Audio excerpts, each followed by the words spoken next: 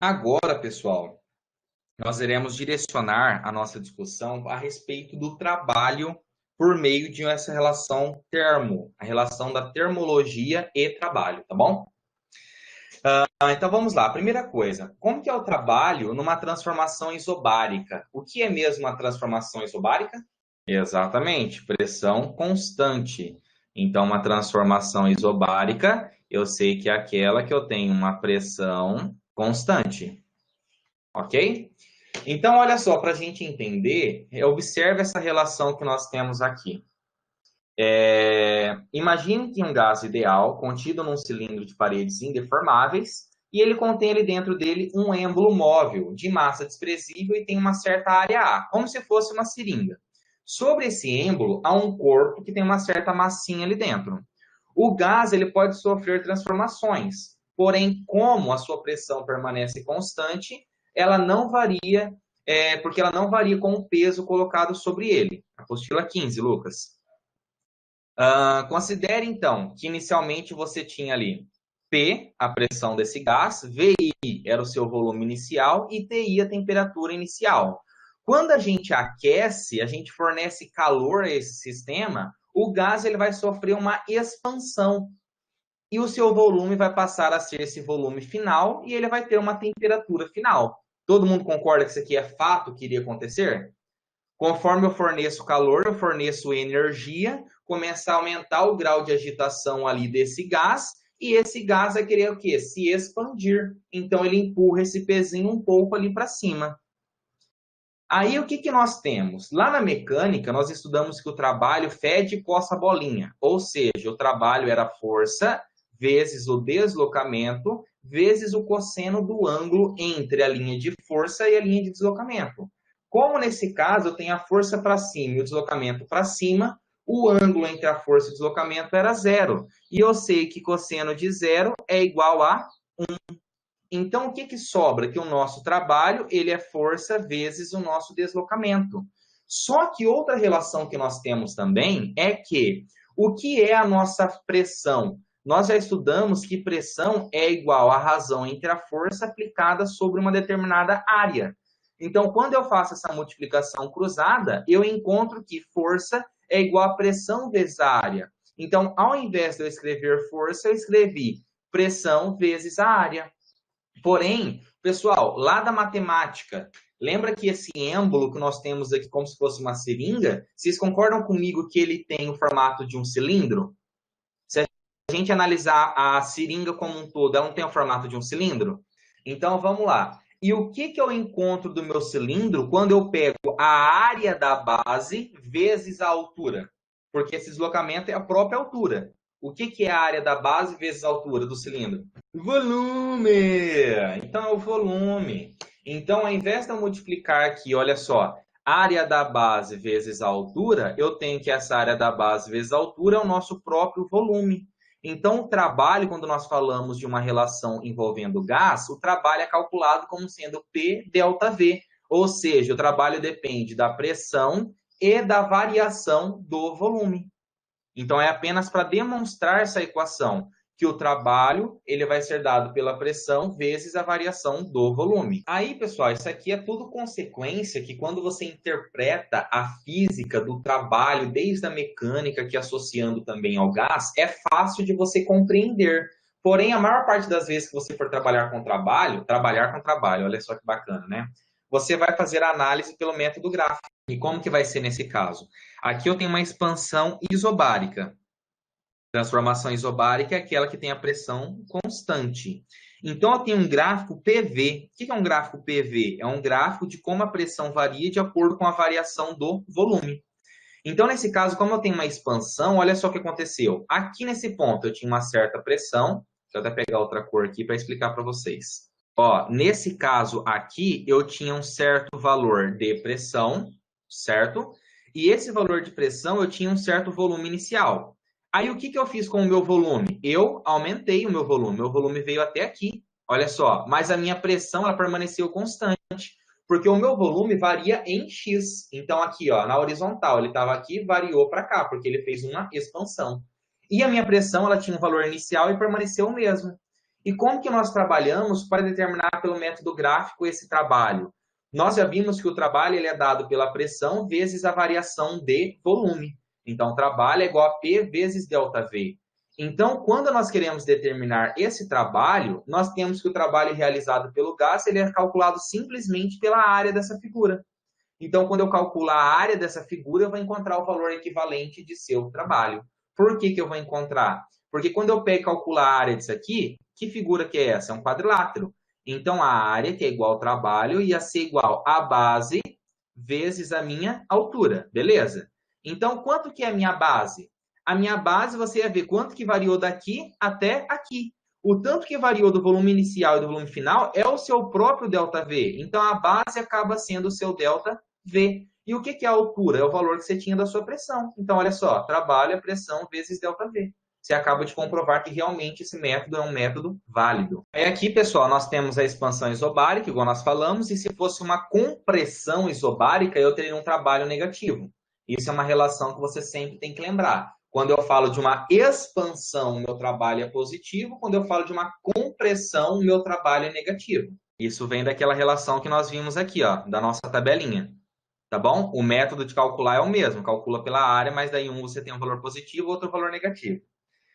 E nós temos aqui pelo método de uma transformação qualquer. Então, o método de uma transformação qualquer, olha só como que a gente faz. Eu peguei aqui uma transformação qualquer, né? Aí nós temos que, como o trabalho ele é numericamente igual à área, com isso fica claro que, apesar do valor absoluto ser o mesmo, as unidades da área de trabalho não são as mesmas.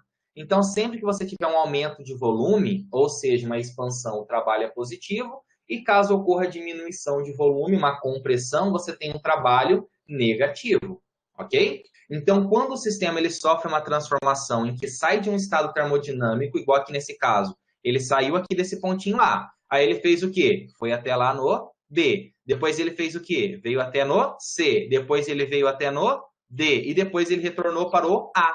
Então, quando ele sai de um estado termodinâmico A e ele retorna ao mesmo estado termodinâmica, nós falamos que ele realizou uma transformação cíclica. Então, imagina essa transformação que nós temos aqui, de A até B, B até C, C até D e D até A. Nesse caso, o trabalho total será dado pela soma dos trabalhos de cada etapa. Então, presta atenção aqui com o DISIM. Primeira coisa, qual que é o trabalho da transformação AB?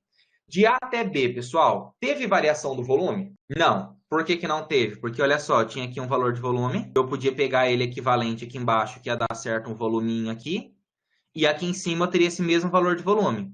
O trabalho não é a pressão vezes a variação de volume. Se a variação de volume é igual a zero, quanto que é o trabalho nesse trecho? Zero. É igual eu falei para vocês, não tem nem cálculo, galera. É só você olhar e analisar. Se você analisar aqui, olha só o que aconteceu. Você teve aqui que o volume permaneceu o mesmo. Então, se não teve variação de volume, você tem que o seu trabalho é zero, trabalho nulo. E o que eu tenho ali de B até C? De B até C eu tenho uma expansão isobárica. Então, eu tenho que o meu trabalho ele vai ser numericamente igual à minha área, só que a minha área positiva. Ok? E o que eu tenho de C até D? Novamente, de C até D, teve variação de volume? Não teve variação de volume. Como não teve variação de volume, eu tenho aqui que o meu trabalho ele é igual a zero. Então, de C até D, como não teve variação de volume, não teve trabalho também. E de D até A, o que eu tenho de D até A? De D até A, eu tive uma compressão isobárica. Então, nesse caso, o meu trabalho ele vai ser igual ao valor da área, só que um valor negativo, porque houve uma compressão e não uma expansão. Então, daí somando todos os trabalhos, né? Olha só, tinha aqui o trabalho de A até B foi zero, de B até C foi aquela área de BC, de C até D foi zero e de D até A foi uma área negativa. Então, nós podemos perceber que o trabalho no ciclo praticamente ele é igual à área apenas dessa região. Porque o que eu tinha aqui, quando eu calculava, presta atenção que essa parte aqui ela é importante. Quando eu calcular essa área AB, o que eu ia calcular aqui? Essa área AB não, né? Essa área aqui que eu tenho de B até C, eu ia calcular toda essa área aqui, galera, ó. Daqui até aqui embaixo. Eu ia calcular essa área daqui até aqui, daqui até aqui, daqui até aqui, daqui até aqui, daqui até aqui, e daqui até aqui, e daqui até aqui, daqui até aqui, tudo essa parte aqui embaixo, até aqui no meu eixo, certo? Só que daí, olha só o que eu tenho aqui. Depois eu ia ter que tirar a área DA. O que seria essa área dA, galera? Não é a área que eu tenho abaixo ali daquela partezinha de A até D? Por isso que eu fiz menos essa área. Então, quando eu faço menos essa área, é isso aqui que eu estou fazendo. Ó. Eu estou tirando essa área que eu tenho aqui embaixo, porque ela é uma área negativa. E quando eu tiro essa área que eu tenho aqui embaixo, o que sobrou para mim? Apenas a área dessa região interna. Então, isso significa que o trabalho do ciclo ele é numericamente igual apenas à área interna. Então, você pode fazer por esse método aqui, analisando toda a álgebra? Pode. Você pode também calcular diretamente que é apenas essa área interna? Também. Então, você tem esses dois modos para o cálculo do trabalho. Outra relação muito importante é a análise que você pode fazer. Igual aqui nesse caso, o meu ciclo ele foi no sentido horário. Aqui ele foi no sentido anti-horário. Então, quando eu tenho no sentido horário, o meu trabalho do ciclo é numericamente igual à área positiva. E quando eu tenho ele no sentido anti-horário, eu tenho, olha só, sentido horário, trabalho positivo, trabalho motor. Ou seja, o gás realiza trabalho. E no sentido anti-horário, eu tenho um trabalho negativo porque é um trabalho resistente. O gás recebe trabalho. Aí que nós temos um exemplo, olha só. O volume de um gás varia de 2 litros para 6 litros. Então, ó, volume inicial foi aqui para até um volume... Ou não, esse aqui é exercício 2. Disfarça, volta aqui.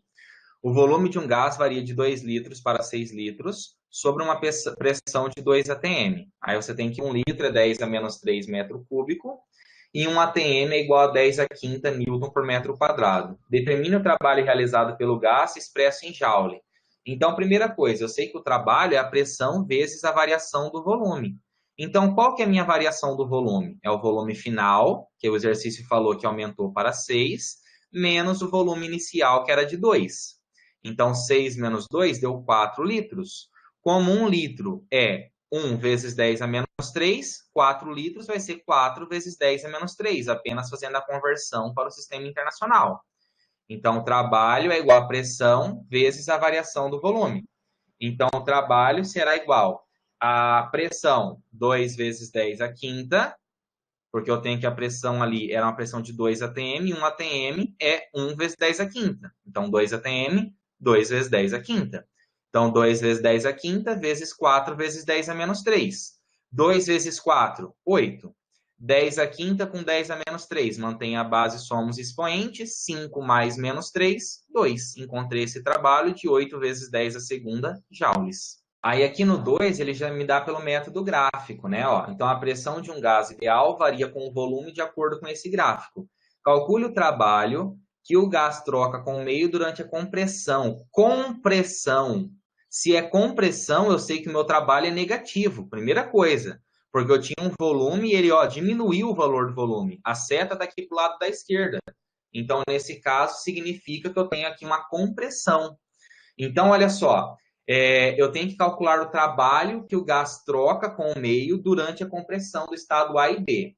Então, nesse caso, como eu tenho aqui essa área aqui embaixo, eu sei que meu trabalho vai ser numericamente igual a menos o valor da área. Isso aqui é um trapézio. Como que eu calculo a área de um trapézio? Base maior mais base menor vezes a altura dividido por 2. Esse trapézio está deitado, porque a base maior é o valor que eu tenho daqui até aqui. De 0 até 6, 6. Então, a base maior é 6. A base menor, daqui até aqui. De 0 até 2, 2. A altura vai ser daqui até aqui. De 2 até 8 dá 6. Só que é 6, ó, a unidade aqui, ó, 10 a menos 3. Então, a altura é 6 vezes 10 a menos 3. 6 mais 2 é 8. 8 vezes 6 vai dar ali 48. Dividido por 2 ia dar 24. Ele fez continha. 10 a quinta com 10 a menos 3 ia dar 10 a 2. Passando para a notação científica, conforme a gente já viu, você encontra que o trabalho é negativo, porque é uma compressão, com esse valor numérico de menos 2,4 vezes 10 a terceira joule. Ok? Aí fala, como a pressão não é constante, o trabalho só pode ser calculado pela área abaixo da reta, que, nesse caso, forma um trapézio. Além disso, como se trata de uma compressão, o trabalho é negativo. Aí o exercício 3, ele já mostra realmente um ciclo para nós, né? Um gás perfeito descreve o ciclo A, B, C, D, E, em joules. O trabalho, qual que é o trabalho realizado por esse gás? Então, nós sabemos que o trabalho é numericamente igual à área do ciclo. Primeira coisa, esse ciclo está no sentido horário ou anti-horário? Se está no sentido horário, o trabalho é positivo ou negativo? Positivo, exatamente. E eu tenho que calcular a área dessa região interna aqui, pessoal, eu tenho que calcular apenas desse ciclo mesmo. Então, quando eu analiso aqui, ó, deixa eu pegar aqui outra corzinha para a gente fazer. Eu tenho que calcular essa área que existe aqui dentro, ó. Aqui existe uma área. E nós temos que calcular essa área aqui. Então, como ele é um retângulo, é igual o Cardoso falou, é base vezes altura. Então, base vezes altura. Qual que é o valor da base? A base é daqui até aqui. Então, de 1 metro cúbico até 3 metros cúbicos dá quanto? 3 menos 1, 2 metros cúbicos aqui, ó. Esse cálculo aqui dá 2. E quanto que vale a altura? De 2 até 6 vai dar 4. Quando eu faço a multiplicação 2 vezes 4, encontro aqui um trabalho de 8 joules. Nunca foi tão fácil.